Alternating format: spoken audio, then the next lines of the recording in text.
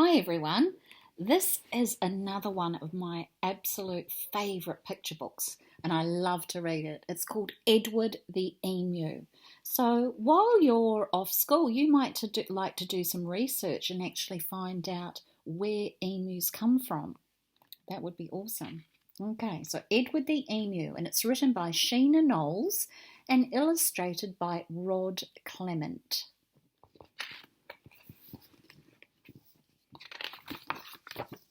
Edward the Emu. Edward the Emu was sick of the zoo. There was nowhere to go, there was nothing to do. And compared to the seals that lived right next door, well, being an emu was frankly a bore. So that night when the zookeeper went home to bed, Edward jumped from his pen and he laughed as he said, the seals are the best, anybody can tell, so tomorrow I'll just be a seal as well.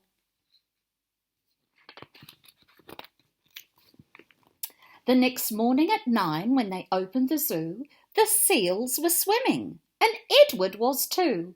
He dived in the water and basked in the sun, and he balanced a ball on his beak just for fun. Well, Edward was really enjoying the day till he overheard someone behind the fence say, "The seals are always amusing, it's true, but the lion's the best thing you to see at the zoo."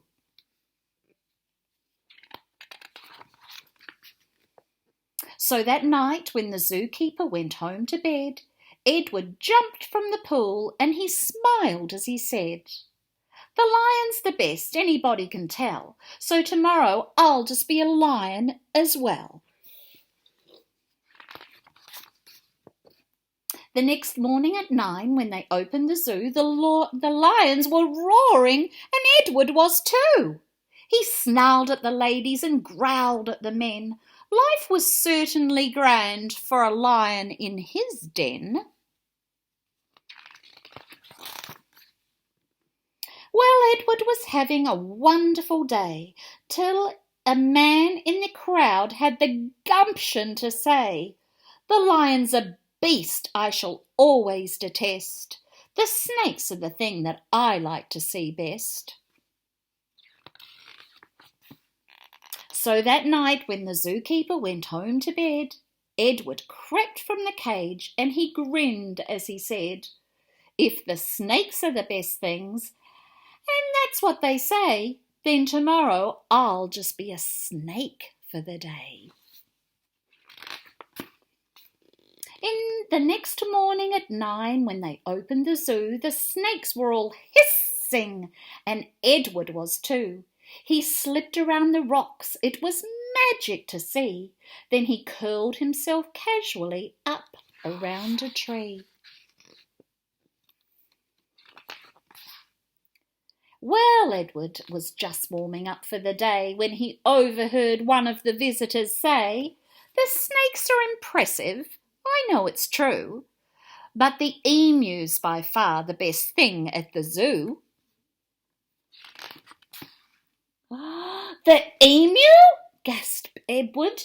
"My goodness, that's me!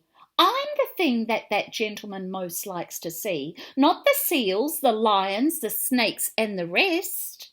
It's Edward the Emu he likes to see best."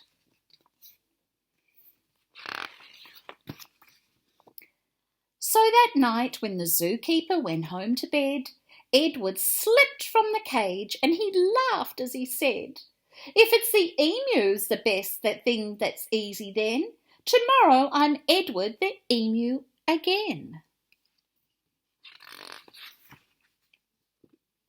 Edward ran to the place where he used to reside.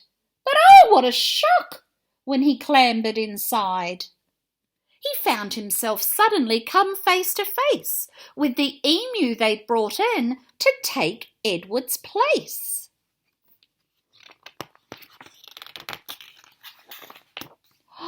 The emu considered each other a while, till the new emu said with a shy little smile, "Hello, I'm Edwina. It's nice meeting you. You're the best thing I've seen since I came to the zoo. And that's Edward the emu. Now, next story I'm going to read is Edwina the emu.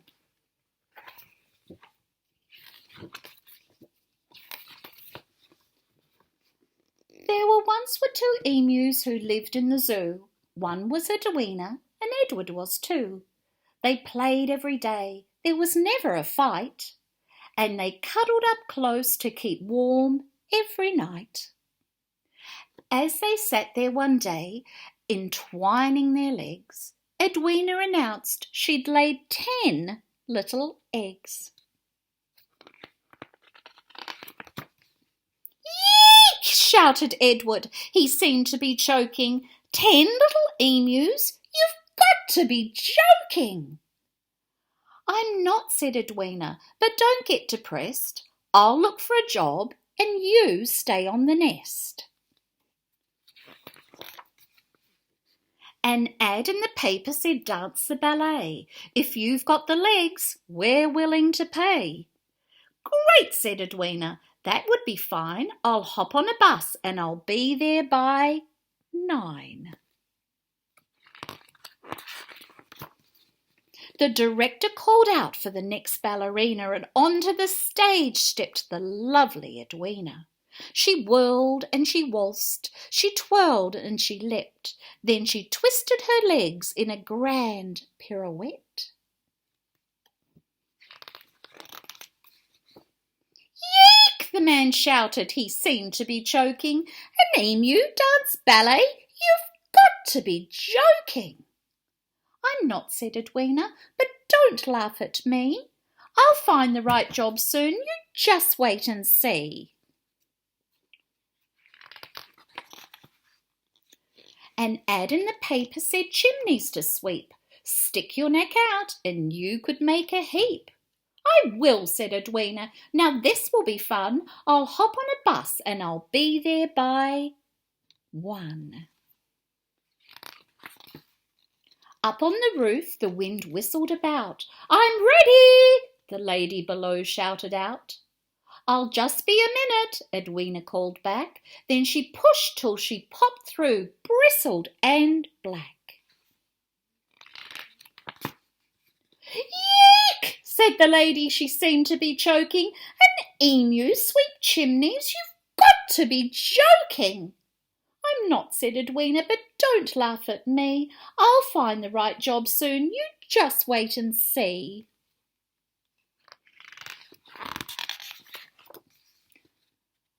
An ad in the paper said waiter required. If you're quick on your feet, you're sure to be hired. Yes, said Edwina, that's perfect for me. I'll hop on a bus and I'll be there by 3. Edwina served tea to a man in a hat. Would you like me to bring you a meal with that? Yes, said the man, I'll have sausages fried with a couple of nice runny eggs on the side. Yeek! Shouted Edwina. She seemed to be choking. You want to eat eggs? You've got to be joking. I'm not, said the man. Eating eggs is the best. Once I ate 10 of them straight from the nest.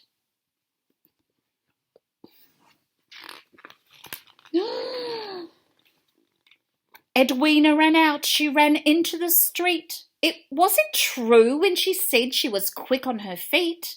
Taxi! She cried. Take me home. Make it fast. I know what the right job for me is at last.